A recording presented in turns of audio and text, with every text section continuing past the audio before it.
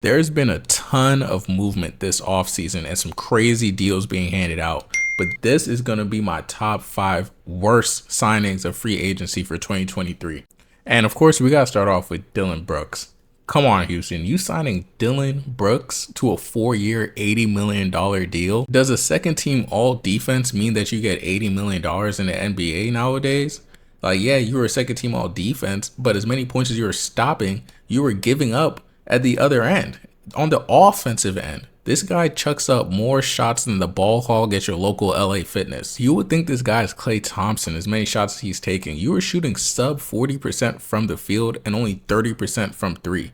How is this combination going to help Houston win? You already have this AAU basketball culture out there. It's bad teamwork, people not wanting to come out of the tunnel at halftime and playing the game. And now you want an emotionally immature Dillon Brooks on the team as well, who adds his own drama and instigates with other teams, officials, and whoever else. Yeah, this is definitely one of the worst signings so far. And the next guy is going to be Jerami Grant. I don't know who's dumber, the Portland Trailblazers or Damian Lillard. Why would you dedicate $160 million to Jerami Grant to be your number 2 option when your number 1 option is walking out the door? I mean, it was only 24 hours in between him signing and Dame requesting a trade. That is insane. You cannot tell me the front office couldn't have seen this coming. So now you have Jerami Grant for the next 5 years on an annual $32 million to play number 2 to Scoot. You're going to be even worse now than you were before. This is an awful signing. Up next is the Mavs, as usual. So they had to give Kyrie $126 million. And really,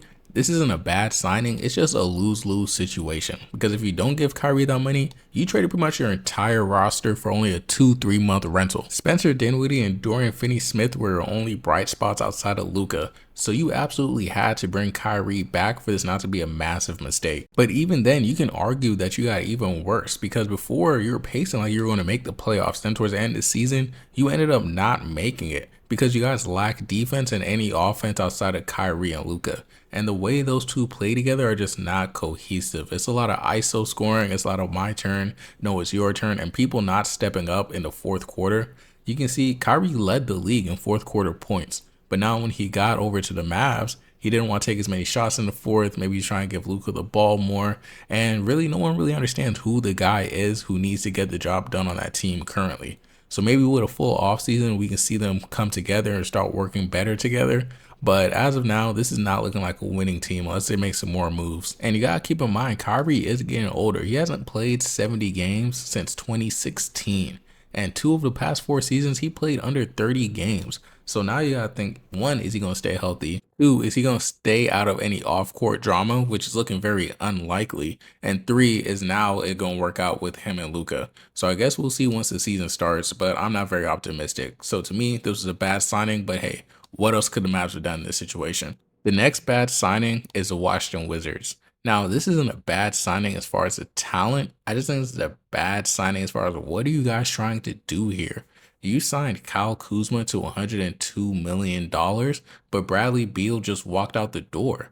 And Kristaps just got traded. So what's going on here? Are you going to rebuild, but you're going to keep Kyle Kuzma as a focal point? And I like Kuz as a player. He's a really good player, but those minutes are going to be more valuable given to a younger player like that guy Bilal that y'all just drafted, and then also Jordan Poole. Like, wouldn't you rather have the ball more in those guys' hands, let them develop? And a guy like Kuzma can get you a lot in the market. Like, you could trade those for some more picks. You can clear up some more space. Like, why are you wasting $102 million on this? Do you want Kyle Kuzma there to help Jordan Poole win? This is not a winning team. You guys need to be tanking. Trade Kuzma. What are you doing? And then the last team is going to be the Denver Nuggets. The Denver Nuggets haven't really done anything this offseason as far as moves to improve their roster, especially after Bruce Brown left. I thought they would have looked to fill in that hole a little bit, but instead they signed Reggie Jackson to 2 years, $10 million. Reggie Jackson hasn't even seen the court. Why not just bring Bruce Brown back? I know he wanted more money. You could have just gave him the taxpayer mid-level exception and then told him, hey, further down the line, we're going to give you a big contract to make up for this.